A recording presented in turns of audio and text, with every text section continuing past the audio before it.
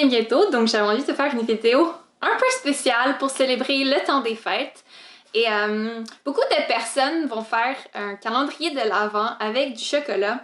Nous, avec mes colocs, ce qu'on a décidé de faire, bon, on a plus ou moins décidé de faire, mais en tout cas, c'est d'écouter le Mandalorian. Puis ma coloc a réalisé que si on en écoutait un par semaine, à partir du moment où on a commencé, on allait se rendre à Noël. Donc au lieu d'avoir un chocolat par jour, ben nous on avait un épisode par semaine. Je suis pas la plus grande fan de Star Wars qu'on peut trouver, mais c'est l'émission qui nous rassemble toutes les trois. Donc c'est l'univers dans lequel je suis en ce moment et ça m'a inspiré pour cette vidéo.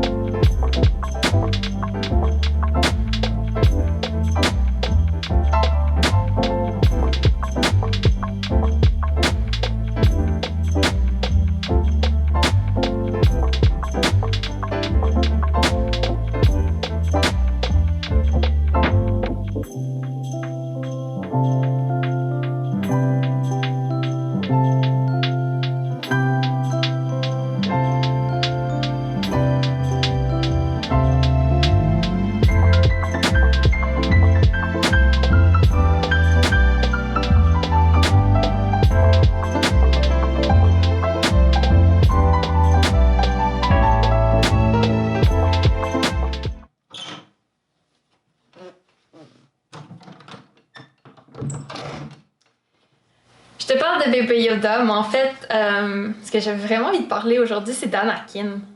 Je sais qu'il y a beaucoup de personnes qui n'aiment pas les épisodes 1 à 3, pourtant, en grandissant, c'est devenu mes préférés.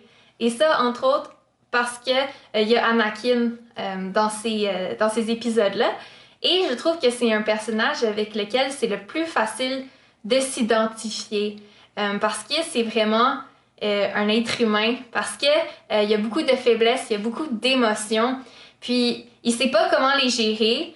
Et une des choses que je me suis mise à réfléchir récemment, c'est au fait que si les Jedi lui avaient appris à gérer ses émotions, au lieu de lui dire il faut pas que t'aimes, il faut pas que tu t'attaches, tu peux pas être en colère, si à la place il lui avait appris à gérer ses émotions puis à bien les utiliser, il aurait probablement pas tourné en Darth Vader.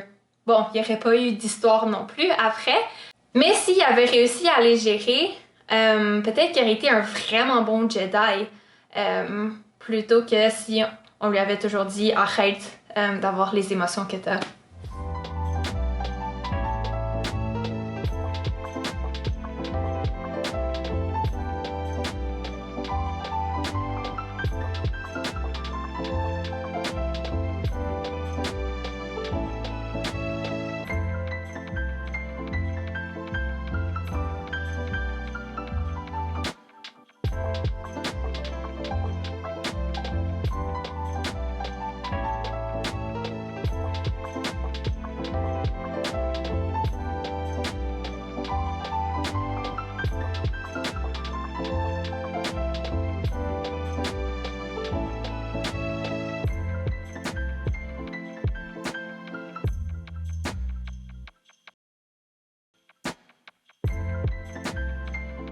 À ce moment-ci, t'es peut-être un peu mélangé. Je te parle de Star Wars, je te parle d'émotions, puis t'es comme, c'est quoi le rapport avec Noël? Pour moi, les rapports, c'est... cette année, il a apporté vraiment beaucoup d'émotions. Puis pendant longtemps, je suis comme, OK, mais pourquoi est-ce que je vais pleurer maintenant? Est-ce qu'il y a vraiment des raisons de célébrer? Puis t'es comme, tout ça, puis je suis comme, je sais pas quoi faire avec ça. Et j'étais en train de penser, qu'est-ce que je peux offrir à Dieu pour Noël? J'aime ça avoir quelque chose de symbolique. À Noël que je peux offrir à Dieu, quelque chose de symbolique qui va montrer que je lui donne mon cœur. Évidemment, je veux lui donner tous les jours, mais à Noël, comme on célèbre sa fête, pour moi, c'est important d'essayer de trouver quelque chose à lui offrir. Et cette année, je pensais lui offrir mes émotions. J'ai l'impression que j'ai pas été hyper productive cette année. Il y a pas comme tellement de choses que je peux dire comme « Ah, Seigneur, ça c'est pour toi ». Mais j'ai des émotions en ce moment et je peux lui donner ça. Et ce que j'aime, c'est que c'est vraiment une image de lui donner mon cœur, parce que c'est ça que j'ai sur le cœur en ce moment. Puis, c'est ça qui va me permettre de passer du temps avec lui au lieu de juste essayer de penser à autre chose, de faire comme si ça ne m'attristait pas de pas passer Noël avec ma famille, genre. Et c'est quelque chose que je veux t'encourager à faire aussi. Si c'est pas ça, mais je t'encourage à penser qu'est-ce que tu peux offrir qui est symbolique à Dieu. Puis lui, c'est pas un Jedi, il a pas peur des émotions, il n'a jamais dit faut pas que tu sois en colère, faut pas que tu t'attaches aux gens.